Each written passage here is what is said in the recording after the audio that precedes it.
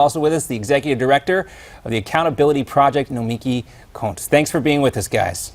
Hi. Always good to be here, John. All right, we want to make sure we give credit to our friend Sarah Westwood over at the D.C. Examiner, Washington Examiner, because we kind of stole this from her. But the question is, Ford, which is the bigger threat to Hillary Clinton right now, Sanders or servers?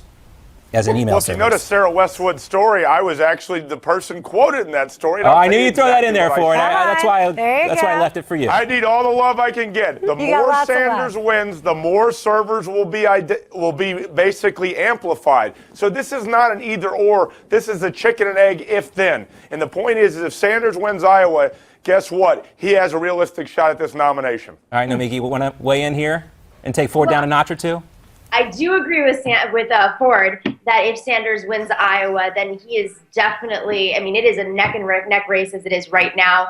I don't even think, even if he doesn't win Iowa, it is so close right now that he could pick up momentum in South Carolina, and he is picking up momentum in South Carolina among the African-American community, which could possibly even deliver him South Carolina. So that's really the state in question. There's a lot of traction there right now. There's a lot of ground game. And Hillary Clinton's freaking out. I mean, why else would she ask for another debate? Why else would they be going negative in the last, minutes before the caucus? I mean, Bernie Sanders has said he wasn't going to go negative. He was only going to present facts, and he is. But it's in stark contrast. I mean, going after David Brock today for when Hillary Clinton made David Brock has been placing information about Bernie Sanders out there, misinforming voters, that they're shipping in voters, students into Iowa to caucus. I mean, it's getting dirty, and this is a neck and neck race. I don't think servers has anything to do with this. I think that's a Republican game. The Republicans want Sanders to win, but the Democrats don't care about the emails. They just I have to disagree with Nomiki on that very point. We don't control the FBI. Well, yeah, but let's talk about that, though, because multiple sources say that Hillary could, in fact, and they believe, is going to be indicted. Ford, how will this affect the race if it happens? Now, Tom DeLay said it on Steve Mullensberg's show. We had Joe DeGeneva say it on our show. Pat Buchanan's Look, I hear what you're saying. Let me say this, okay? Here's what Tom DeLay's my former congressman, okay? Right. Here's where Tom DeLay's wrong. The FBI may offer charges to the Department of Justice, and they probably will, and I agree with him on that. But it's the DOJ who indicts, not the FBI, and it's up to Loretta Lynch to pick up said indictment. And I'm telling you, the more Bernie Sanders wins, the more likely Loretta Lynch is to indict. And Nomiki, what do you think? I don't even see the logic there. That doesn't even make any sense. The more Bernie Sanders wins, I honestly don't see the logic there. There's no secret that the Obama administration and the Clinton team have had friction. So this vast white ring conspiracy that the Obamas and the Clintons are working hand in hand, I mean, that's just not true. That's like saying I totally disagree with you, actually, Nomiki. I'm sorry here. President Obama wants to protect his legacy. Let her finish. Go ahead, go ahead, Nomiki. Sorry. Experience. I don't have Hillary people on my cell phone calling me with information. It's just not working that way. There has to be evidence, regardless. Do you think that the Obamas would put their administration on the line if there wasn't evidence? The Department of Justice is investigating. Let them investigate. Everything else is speculation. Pat Buchanan is a political operative as much as he is an opportunist. Tom DeLay is the same thing. They're not sources. Sources are witnesses. Sources are the people that the Department of Justice is using. There's so much speculation to put doubt in voters' minds right now so that Hillary Clinton does not win the Iowa caucus. I am not siding with either one right now, but the Republicans are doing disservice to the Democrats by placing this information to bring trust down.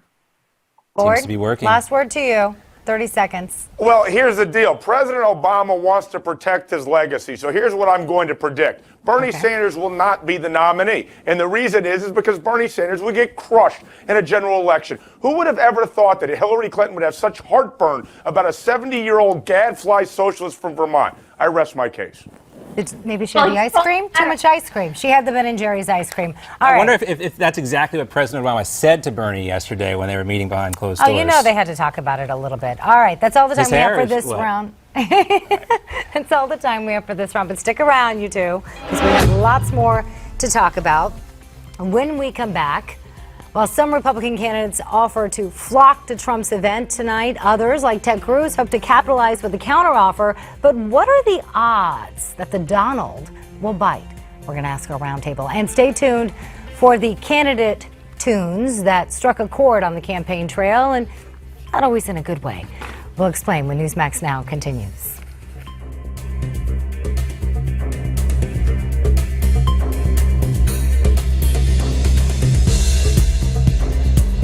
Welcome back to Newsmax Now. The Trump-Cruz feud continues, but now it's in a whole new phase, and Ted Cruz is trying to capitalize off Donald Trump's unwillingness to participate in tonight's Fox debate. If he's unwilling to stand on the debate stage with the other candidates, then I would like to invite Donald right now to engage in a one-on-one debate with me anytime between now and the Iowa caucus. All right, well, the Cruz campaign also coined Ducking Donald, a hashtag that's been trending on Twitter. A petition urging a one-on-one debate between the two also opened up on Cruz's website. And, of course, we talked about the hat, now for sale on Cruz's website. Just want to make sure if it's made in America or not. Maybe we can find that out. The icing on the cake, though, comes from a pro-Cruz super PAC. They say they will donate $1.5 million to charities committed to helping veterans if the Donald Trump himself agrees to that one-on-one debate with Cruz. An offer hard to refuse, but will Trump take the bait? I'm guessing the hat wasn't made in Canada. I could be wrong. Rejoining us for our roundtable is Republican strategist Ford O'Connell and Executive Director for the Accountability Project, Nomiki Konst. Nomiki, let's start with you. So far, Trump's responses have been something like this. Even though I beat him in the first 6 debates, especially the last one, Ted Cruz wants to debate me again. Can we do it in Canada? Burn. Ooh, Nomiki, does this sound like he really wants a one-on-one debate? No.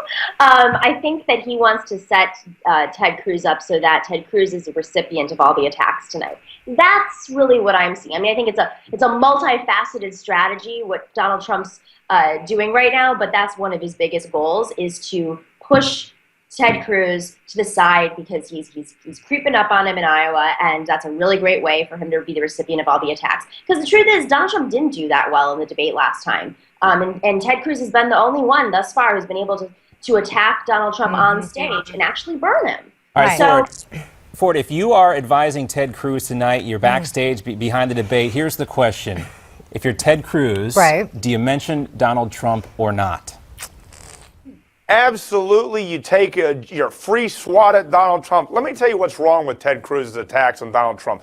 Ted Cruz is trying to make this an ideological litmus test against Donald Trump, and that's not how you beat Donald Trump. Nobody cares what Trump's positions are. What you have to prove is that Trump's not a friend to the little man, because it's the little man that's propelling Trump up here in the polls. So you want to know what? Trump is smart because Trump knows that if Cruz doesn't win Iowa, his pathway to the nomination is effectively closed. But he did that already with eminent domain, and it kind of failed. No, he didn't do it right. I totally disagree with you, Miranda. I totally disagree with you. He kept saying kilo. Okay, nobody knows what kilo is. No, but I'm a lawyer, And nobody really knows what eminent domain is unless you've actually had it in your neighborhood.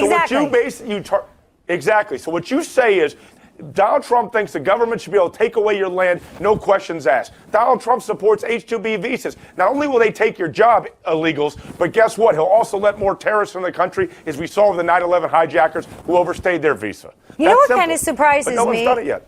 What kind of surprises me is that no one has brought up his business dealings very much.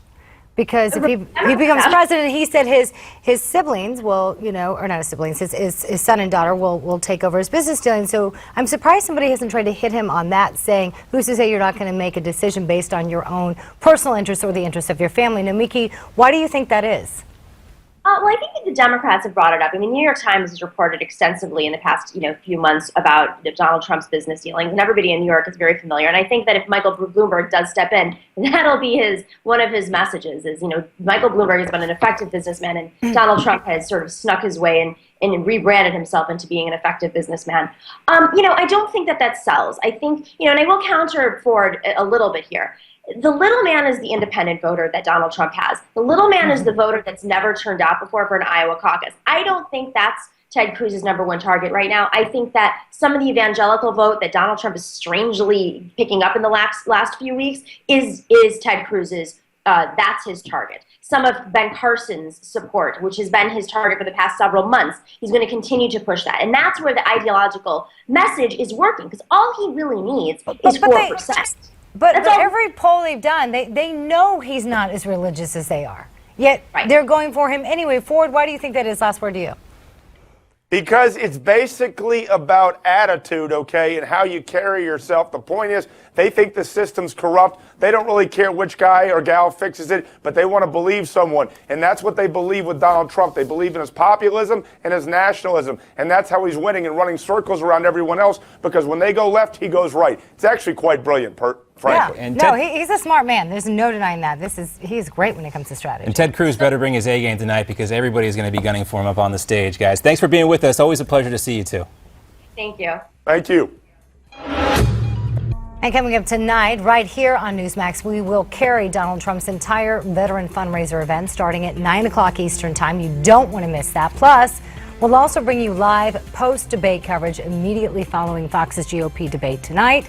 I'm going to be joined with John, along with J.D. Hayworth, host of Prime, and Ed Berliner, host of The Hardline. Newsmax Now will continue right after the break. It's going to be an exciting night, that's for sure. A lot of fireworks. I'm curious to see how Jeb Bush is going to do in all of this. Yeah, he's seen a little had a rough buoyancy. time. You know, he's come up. We mentioned a couple of polls. There's a shot for him. Iowa might not be his best strategy, but he's looking ahead to New Hampshire. He's going to try to build some momentum there. John Kasich, too, same situation. Again, Ted Cruz better bring his A game. It's going to be a rough night for him.